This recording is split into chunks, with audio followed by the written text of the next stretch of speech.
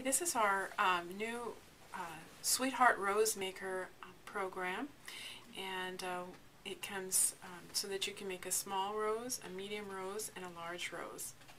One of the first questions that people ask us is what kind of fabrics can we use? Certainly your Dupioni silks work well, your crepes, chiffon, satins, and regular old 100% cotton fabric makes very nice roses. You can also do linens. So anything that's kind of an elegant fabric usually makes up into a very elegant looking rose. The rose maker itself has two parts, and it comes unfolded like this, so you have a top and a base. And what you want to do, the instructions are very good in that they tell you exactly what size strip to cut for the small, medium, or large. Once you get your strip cut, what you want to do is sandwich the fabric in between the base and the top.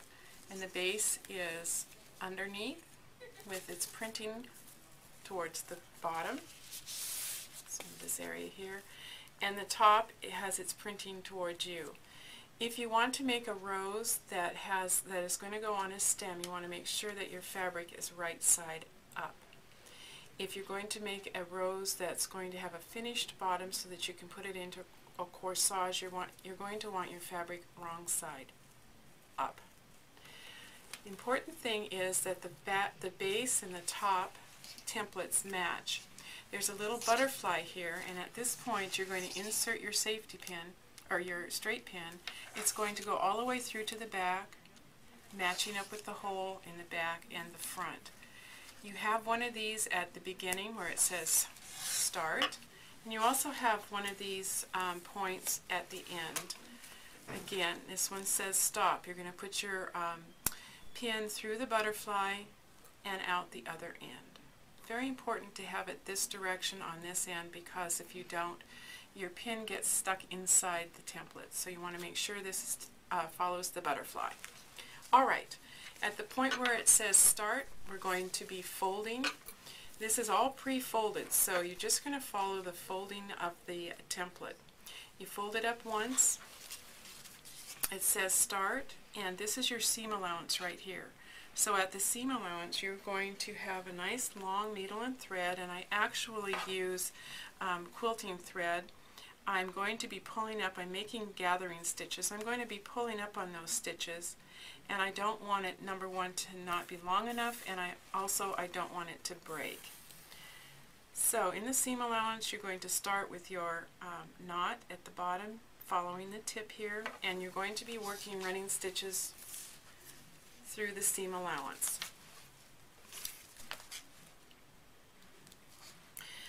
There's no exacting, these don't have to be too small, these don't have to be even, they don't have to be perfect. Just really nice. We like things where we don't have to be perfect. After you come up to the top of the point here, it's time to fold the template again. You're going to fold it back once and forward once. It automatically does it. And one of the things we found helpful is at this fold point to just put a little paper clip right here. It begins to help you hold.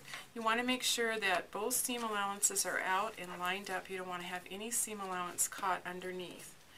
Nor do you want to sew into your template. So remember to keep your stitches away from the edge of the template.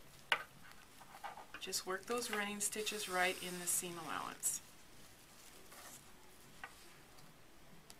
And if you'll notice, I every once in a while will, at this corner, will kind of pull it down just to make sure it's snug, one seam allowance to the other. I'm at the point again, it's time to fold one more time. So we go back and then forward. Pull your seam allowance out from the underneath of the template, and again, put in your paper clip. That's really going to help hold it. In fact, it's not a bad idea to go ahead and pre-fold all the way around. That way, you're ready to sew and you don't have to keep worrying about those seam allowances. This is one of the tricks that we discovered as we started working with this program. Alright, I'm going to come back to where I stopped my stitches and pick those up again, working in the seam allowance.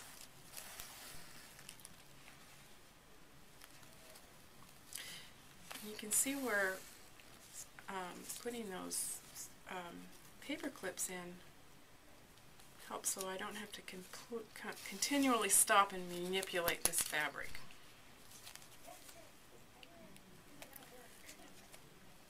Sometimes it feels like you need 16 fingers for this. Really actually working my way around this hexagon.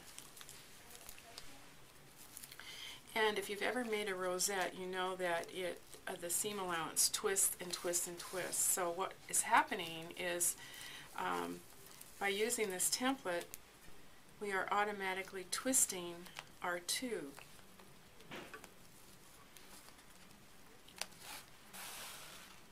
Here we have one last fold.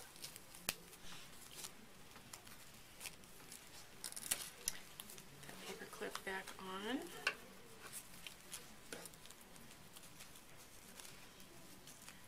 Always make sure your seam allowances are together and you're picking up both the top and the bottom seam allowance and not going through the template.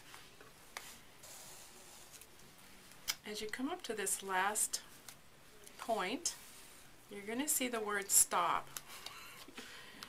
and that's what you want to do right at this section here. Says stop, and you want to stop your stitching. When that's done, you don't need to unthread your needle, just set it down, take the paper clips off, open out your work, remove the top template,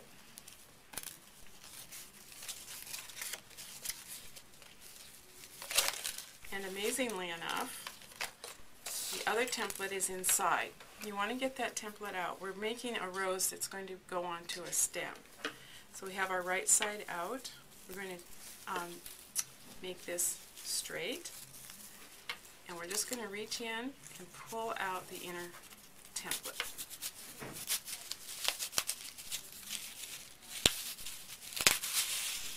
And there you go. Now what you have here is your tube. The last thing that you want to do is stitch this end closed.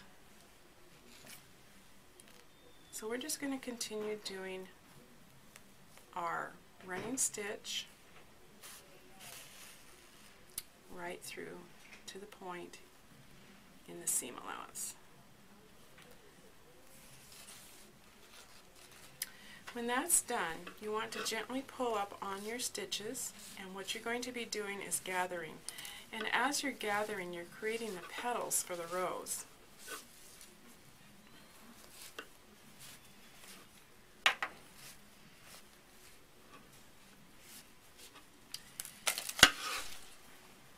Now, this is where you started. You want to smooth that front tip out just a little bit so that it's not really gathered there. And you want to turn the gathering seam so it's all one direction like this. Again, straighten out this edge. And then we have this wonderful high-tech tool, a bobby pin. The bobby pin is inserted in the tip of the rosette, and you'll begin turning. What you want to do excuse me, is to turn so that your turns are lining right up with your seam allowance.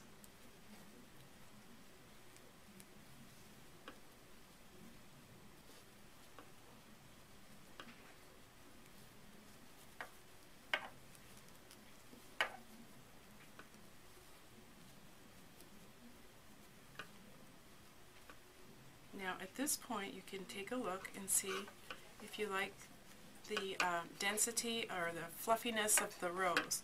If you want it to be tighter, the best thing to do is to stretch out your gathers.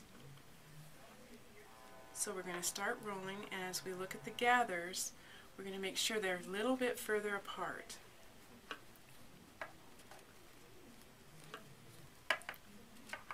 And you can move those as you go.